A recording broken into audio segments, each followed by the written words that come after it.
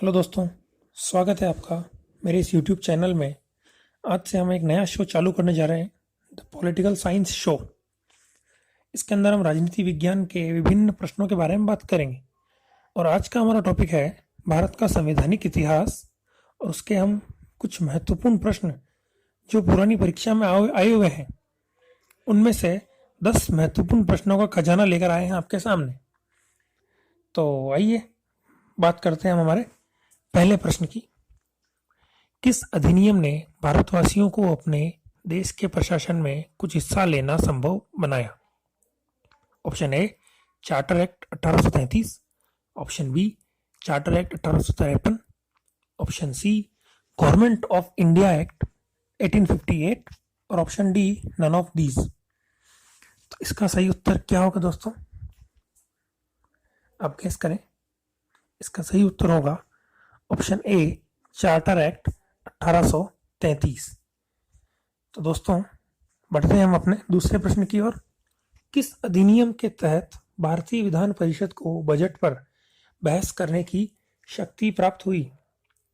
Option A Bharat परिषद अधिनियम 1861, option B Bharat परिषद अधिनियम 1892, ऑप्शन सी भारत परिषद अधिनियम 1909 और ऑप्शन डी भारत शासन अधिनियम 1919।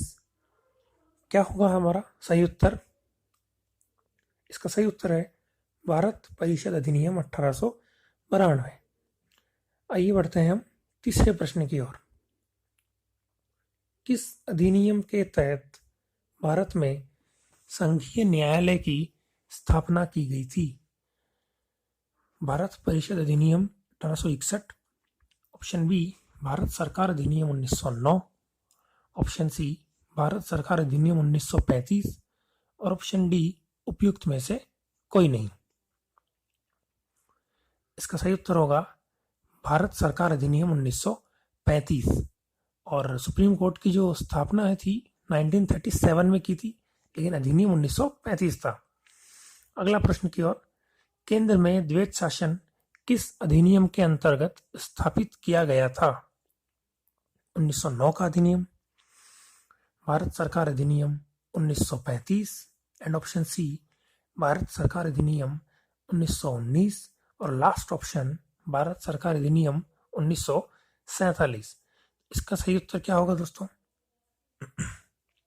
इसका सही उत्तर होगा भारत सरकार अधिनियम 1935। तो बढ़ते हैं हम अगले सवाल की ओर। प्रश्न नंबर 5। भारत का संघीय न्यायालय निम्नलिखित में से किस वर्ष में स्थापित किया गया था? Option A 1935, option B 1937, option C 1946 and last option D 1947। मैं आपको इसके बारे में पिछले प्रश्न में बता चुका हूं कि अधिनियम 1935 का था, लेकिन स्थापना जो थी वो 1937 यानी 1937 में हुई थी। तो बढ़ते हैं हम हमारे अगले प्रश्न की ओर। राष्ट्रपति की अध्यादेश निर्गत करने की शक्ति प्रेरित है? ऑप्शन ए भारत सरकार अधिनियम 1919, भारत सरकार अधिनियम 1935, भारत सरकार अधिनियम 1909 और लास्ट ऑप्शन भारत सरकार अधिनियम 1947। बताना है आपको इसका सही जवाब।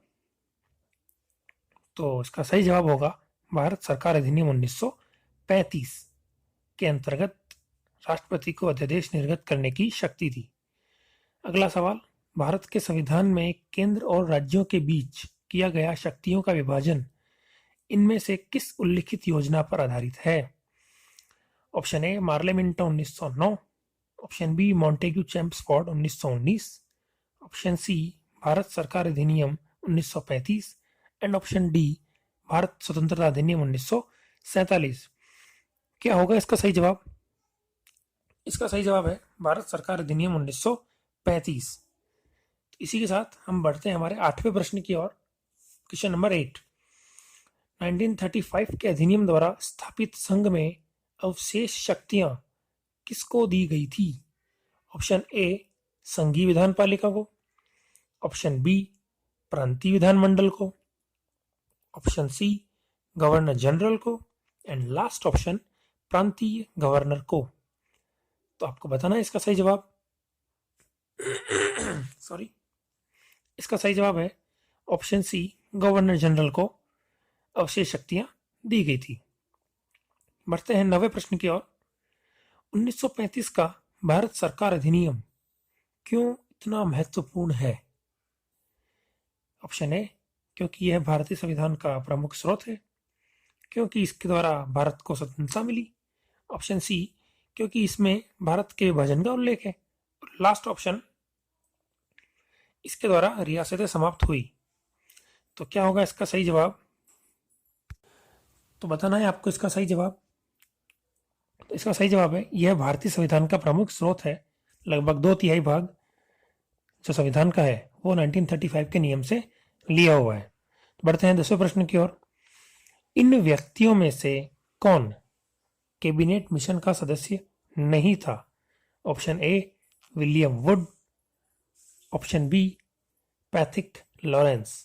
And option C, Stafford Cripps. And option D, A B Alexander. आपको बताना है कि इन चारों में से वो व्यक्ति कौन था जो कैबिनेट मिशन का सदस्य नहीं था। तो हमारा सही उत्तर है विलियम वुड वह व्यक्ति था जो कैबिनेट मिशन का सदस्य नहीं था। दोस्तों, आपको ये 10 प्रश्न कैसे लगे और आपके इन 10 प्रश्नों में से कितने प्रश्न सही हुए, इसका आंसर आप कमेंट बॉक्स में जरूर कमेंट करें।